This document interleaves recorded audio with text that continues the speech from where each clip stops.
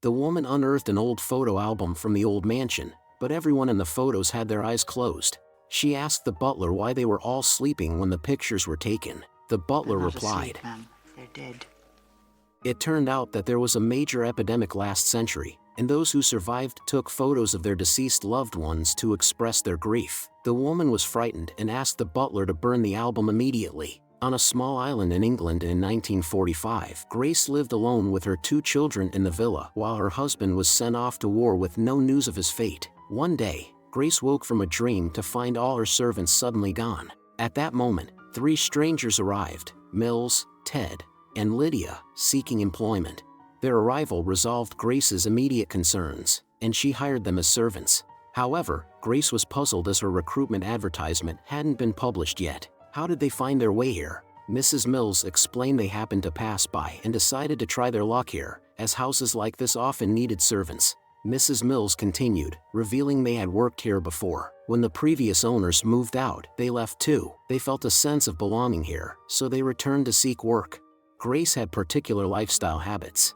She informed them that if they open any door, they must close it before entering the next, and the piano in the music room must not be played. Grace prepared to introduce them to her children.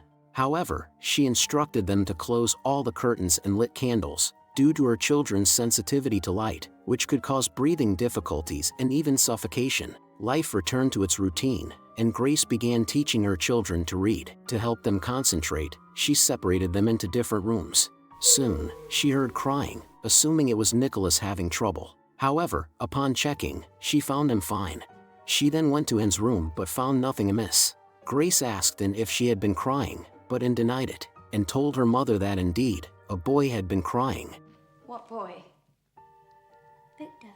The daughter also told her mother that there was boy's family in the living room, but Grace didn't believe her daughter at all, thinking she was playing tricks until Grace saw the locked door open, which frightened her. Grace believed the servants hadn't properly secured the door, scolding them. However, Mrs. Mills insisted they hadn't done so. Grace reprimanded them. They didn't explain much. In the dead of night, Anne told her brother that the curtains had been opened by a boy named Victor, who was hiding behind them. Nicholas was terrified by these words. Anne and Victor began talking to each other. Nicholas thought Anne was deliberately playing tricks, and asked Victor to touch her brother, and as his hand reached out towards Nicholas, he screamed, and Grace rushed in upon hearing the noise. After learning the situation, Anne was punished, but she insisted everything she said was true.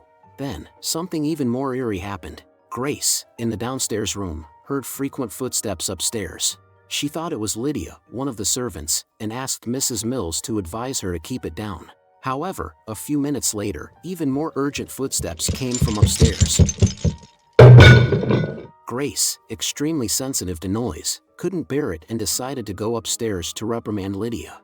As she stood up, she saw Mills outside, passing a message to the servant girl Lydia. Wondering who was making the noise upstairs, Grace prepared to investigate the situation in the attic. Grace believed someone had stealthily entered her house. At that moment, Anne produced a drawing she had made the day before. She depicted 4 people, including the boy Victor, his parents, and an old woman. The old woman appeared most frequently in Anne's drawings, which shocked Grace. She immediately informed the servants and initiated a thorough search of the house. Despite the extensive search, they found nothing. However, Grace accidentally stumbled upon some photos left behind by the previous owner of the house. Holding her daughter's drawing, she began to compare them one by one but found no matches until she found an old black photo album, inside of which were even more weird photographs. Grace, holding the photos, and asked Mrs. Mills what about it. Mrs. Mills told her that those were post-mortem photographs, which frightened Grace into quickly burning them. It was then she realized that perhaps there were indeed spirits present. She had wrongly accused her daughter. Late at night, Grace heard piano music coming from the music room. Armed with a gun, she entered but found no one. The music ceased as soon as she opened the door. Grace hurriedly locked the piano with a key and prepared to leave. However, she found the door had locked itself. As she tried to investigate, the door slammed shut, throwing her back. Mrs. Mills had to fetch the key.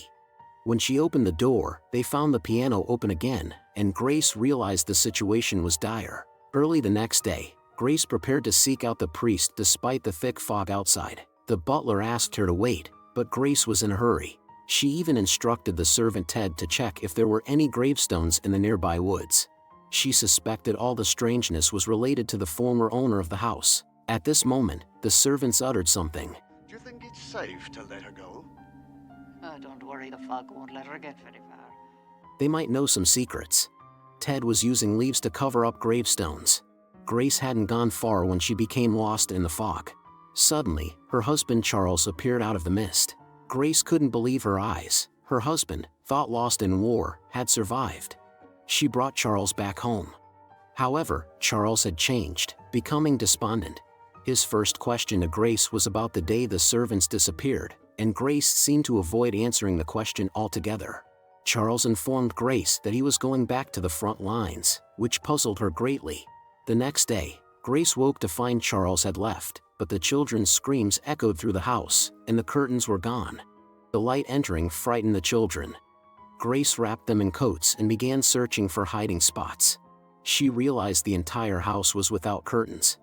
She used a chalkboard to block the light and confronted the servants, accusing them of plotting to take over her house. She held them at gunpoint, demanding the keys from the butler and driving them out. Grace began frantically searching for curtains, alarming the children, and decided to find her father and, along with Nicholas, escaped through the window. Not far from the house, they stumbled upon 3 gravestones.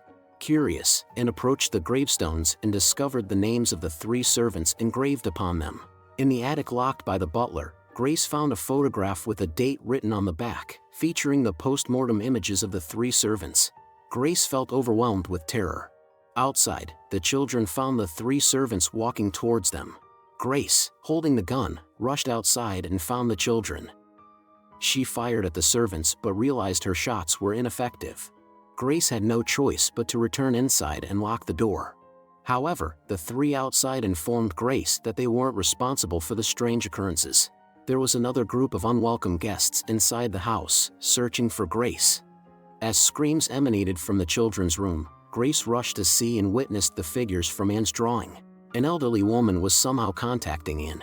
When the image of a pillow appeared, the truth finally emerged. The Grace family were the spirits haunting the house. They had died, unaware of their own demise.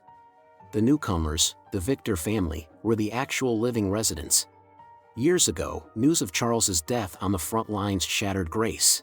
Unable to cope, Grace suffocated her 2 children with a pillow and eventually shot herself, making them all spirits. The 3 servants had died from the epidemic. When Charles reunited with Grace in the fog, he already knew that she and the children were no longer alive. His questioning about the disappearance of the servants was a result of Grace's stubbornness, preventing Charles from revealing the truth. Finally, the Victor family chose to leave, and Grace and her children accepted the reality, coexisting with the 3 servants. Subscribe for more videos like this, turn on notifications, and leave a like. It really helps the channel. Thank you for watching.